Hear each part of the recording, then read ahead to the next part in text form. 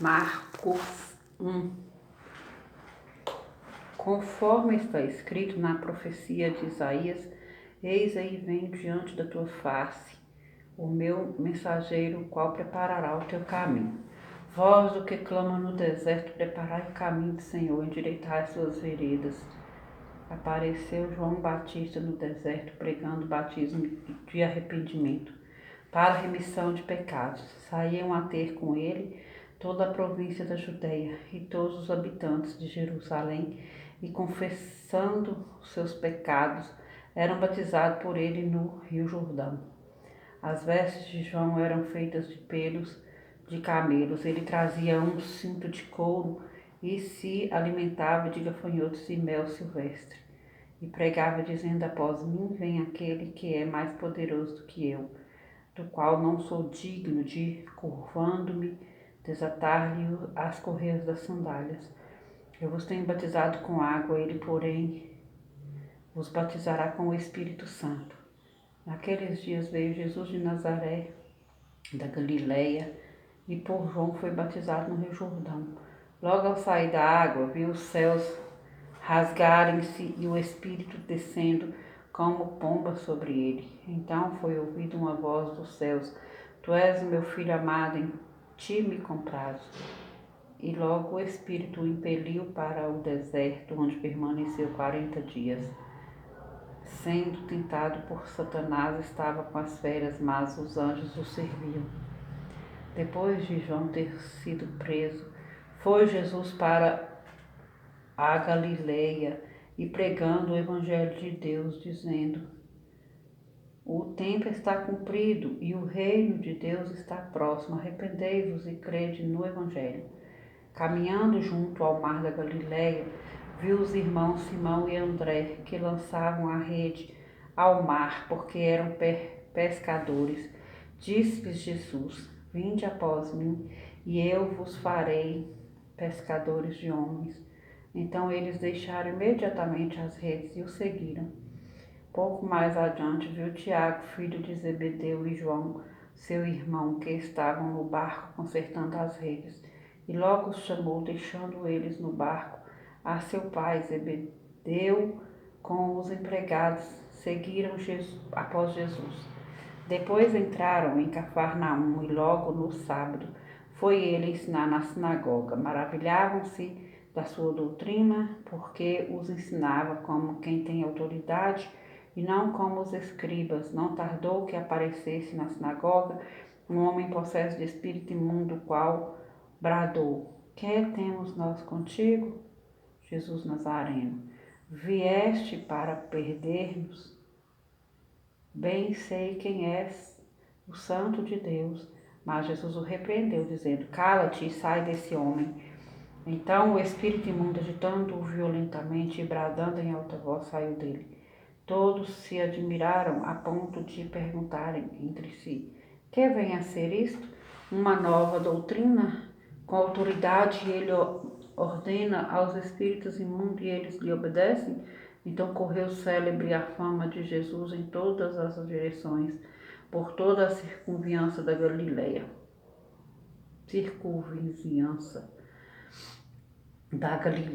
E saindo eles da sinagoga, foram com Tiago e João diretamente para a casa de Simão e André. A sogra de Simão achava-se acamada com febre, e logo lhe falaram a respeito dela. Então, aproximando-se, tomou-a pela mão e a febre a deixou, passando ela a servi-los. À tarde, ao cair do sol, trouxeram a Jesus todos os enfermos e endemoniados. Toda a cidade estava reunida à porta. Ele curou muitos doentes de toda a sorte de enfermidades. Também expeliu muitos demônios, não lhes permitindo que falassem, porque sabiam quem ele era.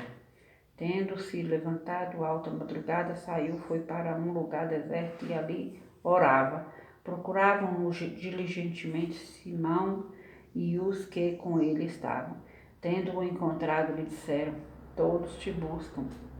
Jesus, porém, lhes disse: Vamos a outros lugares, às povoações vizinhas, a fim de que eu pregue também ali, pois para isso é que eu vim. Então foi por toda a Galiléia, pregando nas sinagogas deles e expelindo os demônios.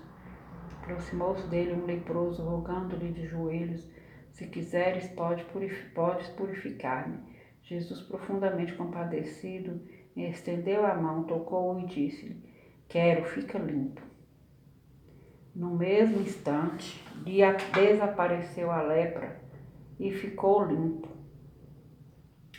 Fazendo-lhe, então, veemente advertência, logo o despediu e lhe disse: olha, não digas nada a ninguém, mas vai, mostra-te ao sacerdote e oferece pela tua purificação o que Moisés determinou para servir de testemunha ao povo. Mas, tendo ele saído, entrou a propalar muitas coisas e a divulgar a notícia a ponto de não mais poder Jesus entrar publicamente em qualquer cidade, mas permanecia fora em lugares ermos e de toda parte vinham ter com ele. Marcos 2. Dias depois entrou Jesus de novo em Cafarnaum e logo ocorreu que ele estava em casa. Muitos afluíram para ali, tantos que nem mesmo junto à porta eles achavam o lugar e anunciavam-lhes a palavra. Alguns foram ter com ele, conduzindo um paralítico e levado por 4 homens, e não podendo aproximar-se dele por causa da multidão, descobriram o eirado no ponto correspondente ao que ele estava, e fazendo uma abertura, baixaram o leito em que jazia o doente. Vendo-lhes a fé, Jesus disse ao paralítico: filho, os teus pecados estão perdoados. Mas alguns dos escribas estavam assentados ali e arrazoavam em seu coração: por que fala ele deste modo? Isto é blasfêmia. Quem pode perdoar pecados senão um que é Deus? Jesus, percebendo logo por seu espírito que eles assim arrazoavam, disse-lhes: por que arrazoais sobre estas coisas em vosso coração? Qual é mais fácil dizer ao paralítico: então estão perdoados os teus pecados? Ou dizer: levanta-te, toma o teu leito e anda? Ora, para que saibais que o Filho do Homem tem sobre a terra autoridade para perdoar pecados, disse ao paralítico: eu te mando, levanta-te, toma o teu leito e vai para a tua casa. Então ele se levantou e no mesmo instante, tomando o leito, retirou-se à vista de todos, a ponto de se admirarem todos e darem glória a Deus, dizendo: jamais vimos coisa assim. De novo saiu Jesus para junto do mar, e toda a multidão vinha ao seu encontro, e ele os ensinava. Quando ia passando, viu a Levi, filho de Alfeu, sentado na coletoria, e disse-lhe: segue-me. Ele se levantou e o seguiu. Achando-se Jesus à mesa na casa de Davi, estavam juntamente com ele e com seus discípulos muitos publicanos e pecadores, porque estes eram em grande número e também o seguiam. Os escribas dos fariseus, vendo comer em companhia dos pecadores e publicanos, perguntavam aos discípulos dele: por que come e bebe ele com os publicanos e pecadores? Tendo Jesus ouvido isso, respondeu-lhes: os sãos não precisam de médico, e sim os doentes. Não vim chamar justos, e sim pecadores. Ora, os discípulos de João e os fariseus estavam jejuando. Vieram alguns e lhe perguntaram: por que motivo jejuam os discípulos de João e os dos fariseus, mas os teus discípulos não jejuam? Respondeu-lhes Jesus: podem porventura jejuar os convidados para o casamento enquanto o noivo está com eles? Durante o tempo em que estiver presente o noivo, não podem jejuar. Dias virão, contudo, em que lhes será tirado o noivo, e nesse tempo jejuarão. Ninguém costura remendo de pano novo em veste velha, e fica maior a rotura. Ninguém costura remendo de pano novo em veste velha, porque o remendo novo tira parte da veste velha e fica maior a rotura. Ninguém põe vinho novo em odres velhos, do contrário, o vinho romperá os odres, e tanto se perde o vinho como os odres. Mas põe-se vinho novo em odres novos. Mas põe-se vinho novo em odres novos. Ora, aconteceu atravessar Jesus em dia de sábado as searas, e os discípulos, ao passarem, colhiam espigas. Advertiram-no os fariseus: vê, por que fazem o que não é lícito ao sábado? Mas ele lhes respondeu: nunca lestes o que fez Davi, quando se viu em necessidade e teve fome, ele e os seus companheiros?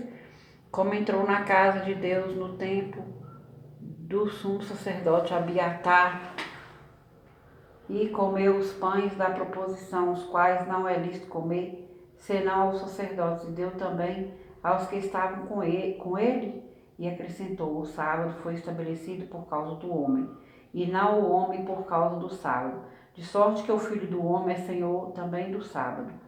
Marcos 3. De novo entrou Jesus na sinagoga, e estava ali um homem que tinha ressequida uma das mãos, e estavam observando a Jesus para ver se o curaria em dia de sábado, a fim de o acusarem. E disse Jesus ao homem da mão ressequida: vem para o meio. Então lhes perguntou: é lícito no sábado fazer o bem ou fazer o mal, salvar a vida ou tirá-la? Mas eles ficaram em silêncio, olhando-os ao redor, indignado e condoído com a dureza do seu coração. Disse ao homem: estende a mão. Estendeu-a, e a mão lhe foi restaurada. Retirando-se os fariseus, conspiravam logo com os herodianos contra ele, e como lhe tirariam a vida. Retirou-se Jesus com os seus discípulos para os lados do mar.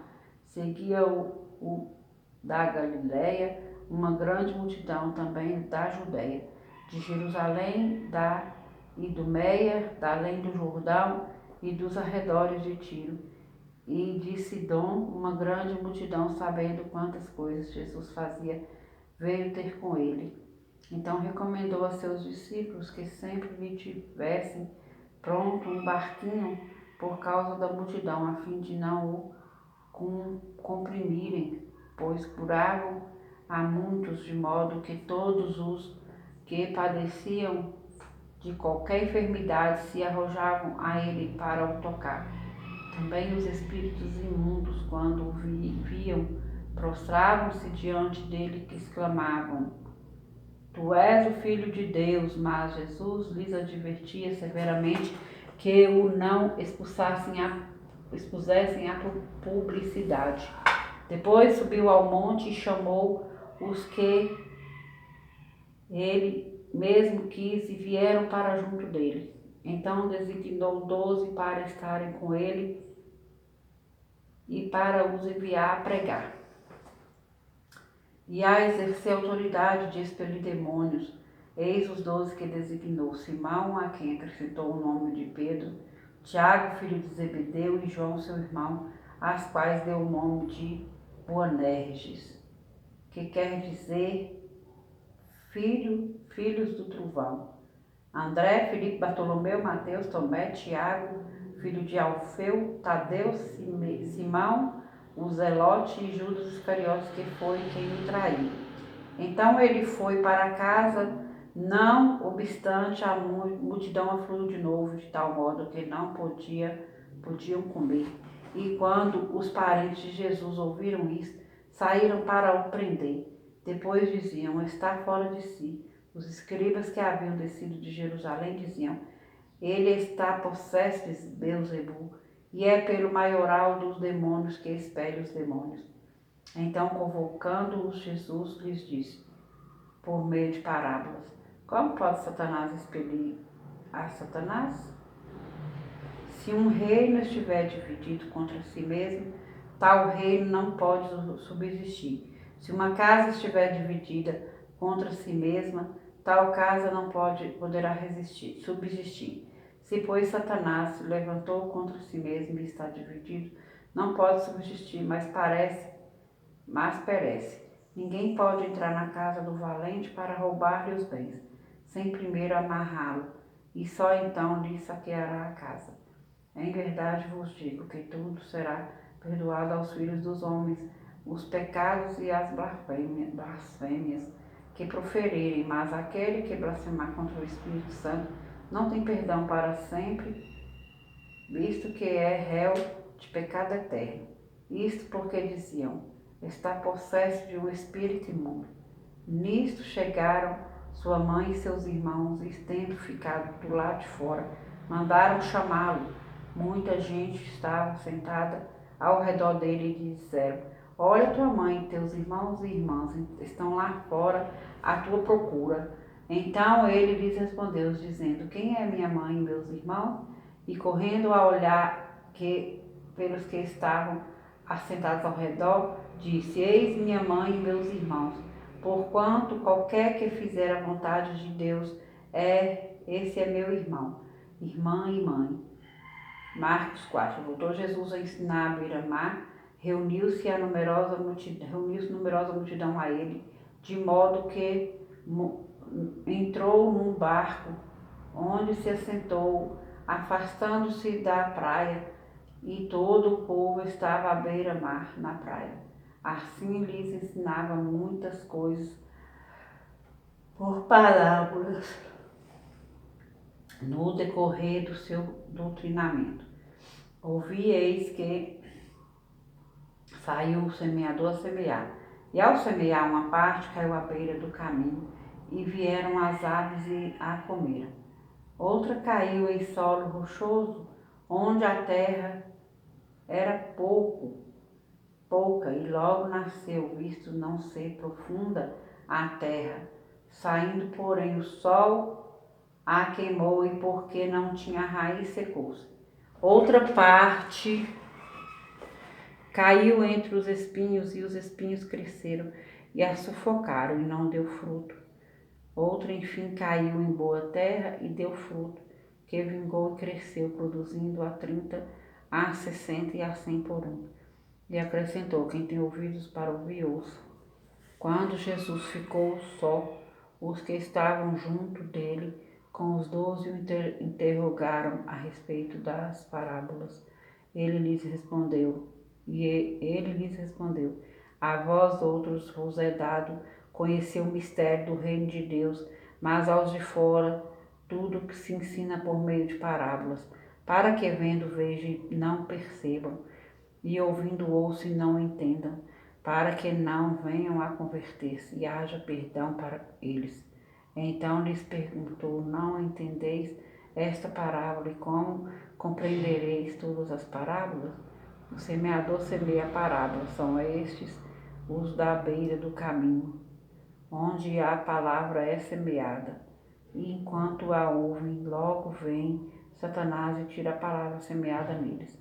Semelhantemente são estes os semeadores em solo rochoso, os quais, ouvindo a palavra, logo a recebem com alegria. Mas eles não têm raiz em si mesmos, sendo antes de pouca duração, em lhes chegando a angústia ou a perseguição por causa da palavra, logo se escandalizam. Os outros, os semeados entre os espinhos, são os que ouvem a palavra, mas os cuidados do mundo, a fascinação, são os que ouvem a palavra.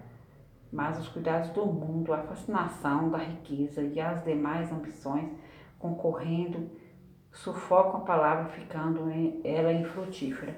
Os que foram semeados em boa terra são aqueles que ouvem a palavra e a recebem, frutificando a 30, 60 e a 100 por um. Também lhes disse: vem porventura a candeia para ser posta debaixo do alqueire, ou da cama não vem antes para ser colocada no velador? Pois nada está oculto senão para ser manifesta e nada se faz escondido, senão para ser revelado. Se alguém tem ouvidos para ouvir, ouça. Então lhes disse, atentai-nos no que ouvis, com a medida com que tiverdes medido, vos medirão, também ainda se vos acrescentará. Pois ao que tem se lhe dará, e ao que não tem, até o que tem lhe será tirado. Disse ainda, o reino de Deus é assim, como se um homem lançasse a semente à terra, depois dormisse e se levantasse de noite e de dia, e a semente germinasse e crescesse, não sabendo ele como. A terra por si mesma frutifica, primeiro a erva, depois a espiga, e por fim o grão cheio de espiga. E quando o fruto já está maduro, logo se lhe mete a foice, porque é chegada a ceifa. Disse mais, a que semelharemos o reino de Deus, ou com que parábola o apresentaremos? É como um grão de mostarda, que quando semeado, é a menor de todas as sementes sobre a terra. Mas uma vez semeada, cresce e se torna maior do que todas as hortaliças, e deita grandes ramos a ponto de as aves do céu poderem aninhar-se à sua sombra. Porque, e com muitas parábolas semelhantes, lhes expunha a palavra, conforme o permitia a capacidade dos ouvintes. E sem parábolas não lhes falava tudo, porém explicava em particular aos seus próprios discípulos. Naquele dia, sendo já tarde, disse-lhes Jesus, passemos para outra margem. E eles, despedindo a multidão, o levaram assim como estava no barco, e outros barcos o seguiam. Ora levantou-se grande temporal de vento, e as ondas se arremessavam contra o barco, de modo que o mesmo já estava enchendo de água, e Jesus estava na popa, dormindo sobre o travesseiro. Eles o despertaram e lhe disseram, Mestre, não te importa que pereçamos? E ele, despertando, repreendeu o vento e disse ao mar, acalma-te, acalma-te. Emudece o vento se aquietou e fez grande bonança. Então lhes disse, por que sois assim tímidos? Como é que não tendes fé? E eles, possuídos de grande temor, diziam uns aos outros, quem é este que até o vento e o mar lhe obedecem?